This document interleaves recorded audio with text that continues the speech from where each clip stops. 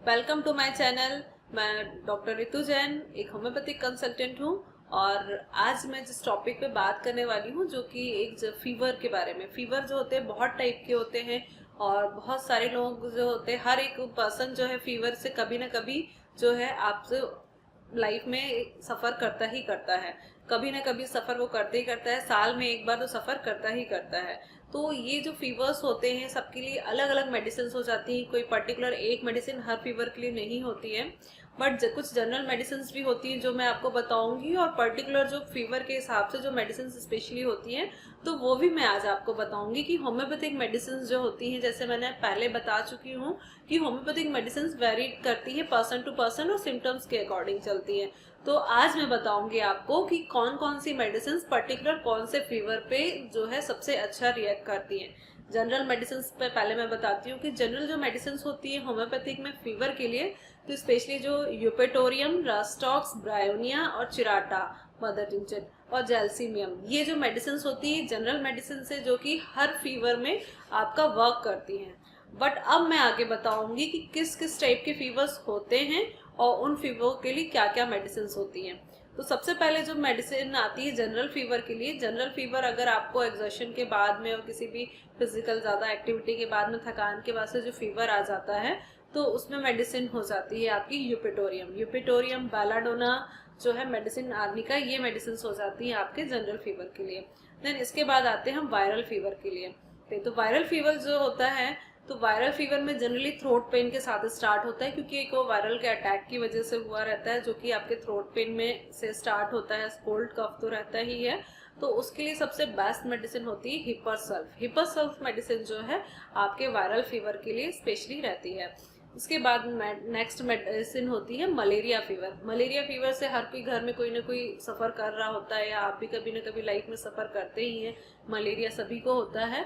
तो malaria fever जो ऐसा फीवर है जिसमें आपको बहुत ज़्यादा शिवरिंग होना, ठंडा लगना, बट इसके लिए सबसे बाकी मेडिसिन तो आपकी फीवर की चलेंगी ही साथ में, बट चाइना मेडिसिन जो होती है वो स्पेशली फॉर मलेरिया फीवर के लिए होती है। और इसके साथ साथ एक होती है मलेरिया ऑफिसनेलिस। मलेरिया ऑफिसनेलिस स्पेशली मलेरिया फीवर के लिए है और जो कि आपको बहुत अच्छा वर्क करती है आपके मलेरिया फीवर में। देन इसके बाद आता है एक fever, typhoid fever. Typhoid fever भी आज की डेट में ऐसी कंडीशन हो गई है कि टाइफाइड फीवर से जो लोग सफ़र कर रहे होते हैं, और काफ़ी लोग मेरे पास पेशेंट्स आते हैं क्लिनिक पे जो बताते हैं कि उनको टाइफाइड फीवर हुआ था साल भर पहले, 2 साल पहले, बट उसकी होने के बाद से ही कंटिन्यू 2 साल से उनको हर महीने फीवर आ रहा है। थोड़ा भी एग्जर्शन होता है रिपीट हो जाता है, चेकअप कराने पे, टेस्ट कराने पे वापस उनको टाइफाइड निकल रहा है। तो ये जो टाइफाइड फीवर होता है ये काफ़ी रिपीट करता है अगर आपको एक बार प्रॉपर ट्रीटमेंट नहीं हुआ हो। और वो पेशेंट्स जो हैं इतना 2 साल 3 साल से बार बार रिपीट होने के बाद एक बार होम्योपैथिक ट्रीटमेंट लेते हैं, जिसके बाद से उनको फिर 2-2 3-3 साल तक जो है टाइफाइड फीवर नहीं हुआ है। तो ये जो होम्योपैथिक मेडिसिन बहुत ज़रूरी होती है टाइफाइड फीवर के लिए, बहुत बेस्ट होती है, वो मेडिसिन है बैप्टीशिया।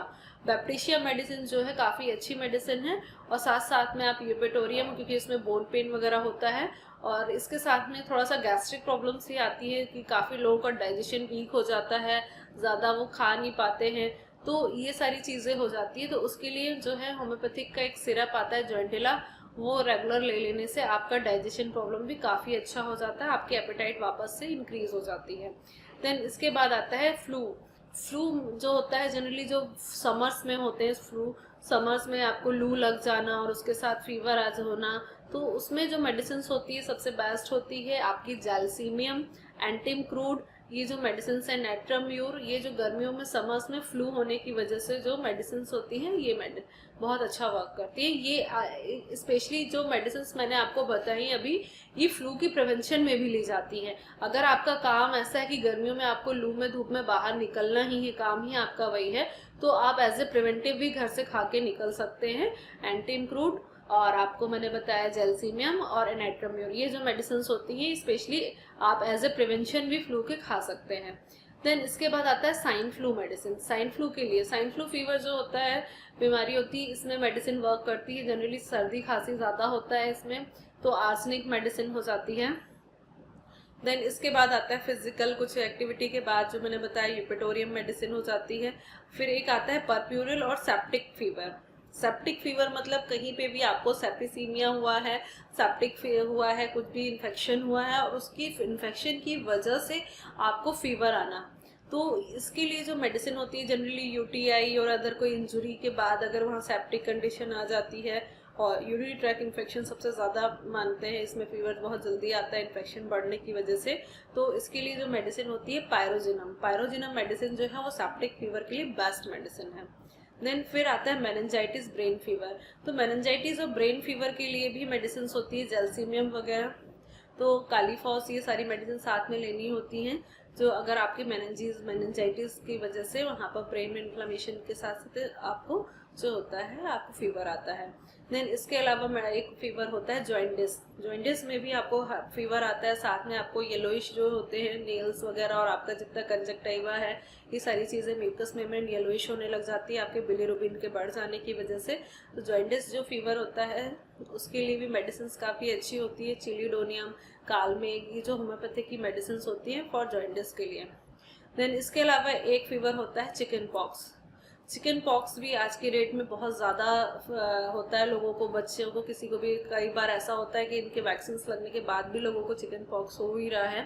तो चिकन पॉक्स अगर हो जाता है तो चिकन पॉक्स मेडिसिन के लिए जो मेडिसिन होती हैं वो होती है वेरोलिनम जो मेडिसिन होती है वो सबसे ज़्यादा जो इफेक्ट करती है। और रस्टॉक्स मेडिसिन जो है चिकन पॉक्स भी बहुत अच्छा वर्क करती है, क्योंकि उसमें छोटे छोटे ब्लिस्टर्स आ जाते हैं आपकी बॉडी में, और ब्लिस्टर्स के लिए सबसे बेस्ट मेडिसिन होती है रस्टॉक्स, और साथ ही साथ वेरोलिनम और रस्टॉक्स की भी बेस्ट पार्ट ये है इस मेडिसिन का कि आप इन मेडिसिन को एज ए प्रिवेंशन भी ले सकते हैं आपके चिकन पॉक्स के लिए। जो वेदर जनरली जो होता है ह्यूमिड वेदर और चेंज ऑफ वेदर के टाइम पे लोग बहुत सारे मेरे पास पेशेंट्स आते हैं, जब भी ये मौसम चेंज हुआ, आसपास किसी को चिकन पॉक्स हुआ, और वो एज ए प्रिवेंशन लेने के लिए मेरे पास आ जाते हैं कि मैम आप मुझे चिकन जो पॉक्स हमारे घर में फैल रहा है बच्चों के लिए, हम लोग के लिए प्रिवेंशन दे दीजिए। तो सबसे बेस्ट मेडिसिन होती है, ये ट्रीटमेंट भी है प्लस प्रिवेंशन मेडिसिन भी होती है, जो रस्टॉक्स और वेरोलिनम। आज मैंने बहुत सारे फीवर्स, कम से कम 10 to 12 फीवर्स के बारे में बताया और उसकी होम्योपैथिक मेडिसिन बताई हैं। अगर आपको इसमें से कोई भी पार्ट नहीं समझ में आया तो उसके लिए आप मुझे कमेंट करके भी बता सकते हैं, और साथ ही साथ आप मुझे उसके अगर आपको भी ऐसा कुछ प्रॉब्लम्स हैं और कुछ सिम्टम्स ऐसे हैं जो कि मेडिसिन से नहीं जा रहे हैं, तो उस कुछ मेडिसिन के लिए पर्टिकुलर मेडिसिन भी देना ज़रूरी हो जाती है, तो आप मुझे कमेंट बॉक्स में प्लीज़ कमेंट करके बताइए, तो मैं उसका सोल्यूशन आपको ज़रूर बताऊँगी। देन साथ साथ आप मेरे चैनल को लाइक करना ना भूलें, सब्सक्राइब करना ना भूलें। अगर आप मेरे चैनल को सब्सक्राइब इसी तरीके से करते रहेंगे तो मैं आगे भी इसी तरीके से आपको और इन्फॉर्मेशंस और अपडेट्स देती रहूँगी। और साथ ही साथ मेरे फेसबुक पेज को भी लाइक ज़रूर करें, क्योंकि उसमें मेरे क्लिनिक के सारे लाइव क्लिनिक के जो इवेंट्स हैं, शेड्यूल्स हैं, उसी में होते हैं, अगर आप मुझसे ऑनलाइन कंसल्टिंग लेना चाहते हैं। Thank you.